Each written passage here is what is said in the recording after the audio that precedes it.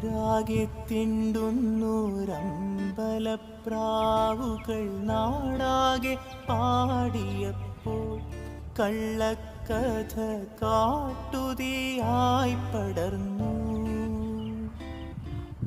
കാകനെ സ്നേഹിച്ച കാവളം പെൺകിളി കഥയറിയാതെ നിന്നു. പിന്നെ പിന്നെ കാതരയായി കരഞ്ഞു. ആലോലം നീലപ്പൂങ്കാവിൽ